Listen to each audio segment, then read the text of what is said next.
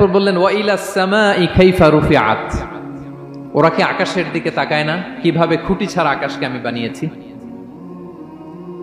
আপনারা যখন বিমানে চড়েন তখন কি শুধু ভিডিও করতে থাকেন নাকি, মেঘের ভিডিও, আকাশের ভিডিও? তখন তাকাবেন আকাশের দিকে, সুবহানাল্লাহ, কিভাবে আল্লাহ আকাশকে তৈরি করেছেন। ওয়ালাকাদ যায়্যানা সামা আদ-দুনিয়া বিজিনাতিল কাওয়াকিব, আল্লাহ বলেন এই প্রথম আকাশটাকে আমি তারা দিয়ে সুশোভিত করেছি, বিশাল বিশাল তারা। এই যে আমরা সূর্য দেখি, এটা একটা তারা, পৃথিবীর চেয়ে 13 লক্ষ গুণ বড় এই সূর্য। কত গুণ বড় বলে ফেললাম হুট করে মুখ দিয়ে, কিন্তু কল্পনা করতে পারতেছি। তার মানে 13 লক্ষটা পৃথিবী সূর্যের মধ্যে রাখার জায়গা আছে। তাই বলে মনে করেন না যে সূর্য অনেক বড় সাইজের তারা, ন, সূর্য এই মহাশূন্যের খুব ছোট্ট সাইজের একটা তারা। সূর্যের চেয়ে লক্ষ কোটি গুণ তারা আছে। যে সূর্য পৃথিবীর চেয়ে 13 লক্ষ গুণ বড়, ওই সূর্যের চেয়ে কোটি গুণ বড় তারা আছে।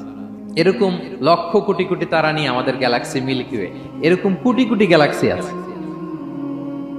সুবহানাল্লাহ, কোটি কোটি গ্যালাক্সি নিয়ে আমাদের এই প্রথম আকাশের মহাশূন্য। তার মানে পুরো প্রথম আকাশটাকে যদি একটা মানচিত্র দেয়া হয়, ওইখানে মাইক্রোস্কোপ দিয়ে পৃথিবীকে খুঁজে পাওয়া যাবে না। আই রিপিট, পুরো প্রথম আকাশটাকে যদি একটা বড় মানচিত্র বানানো হয়, আমরা যে পৃথিবীতে আছি, মাইক্রোস্কোপ দিয়েও এটাকে খুঁজে পাওয়া যাবে না।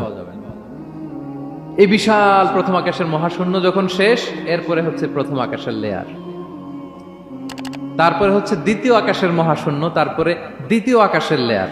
বিষ্ণু ইসলাম বলেন দ্বিতীয় আকাশের তুলনায় প্রথম আকাশটা কত ছোট শোনো। সাহারা মরুভূমির মধ্যে যদি তোমার হাতের আংটি ছুঁড়ে ফেলে দাও, পুরো মরুভূমির তুলনায় তোমার হাতের আংটি যত ছোট, আল্লাহর দ্বিতীয় আসমানের তুলনায় প্রথম আসমানটা ঠিক তত ছোট।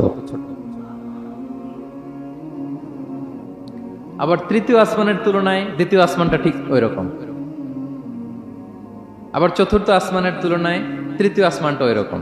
এইভাবে 7 আসমান, এরপরে আল্লাহর কুরসি, মাউদাউল কাদামাইন, যেখানে আল্লাহ তার কুদরতি পা রাখেন। তো 7 আসমানটা যত বড়,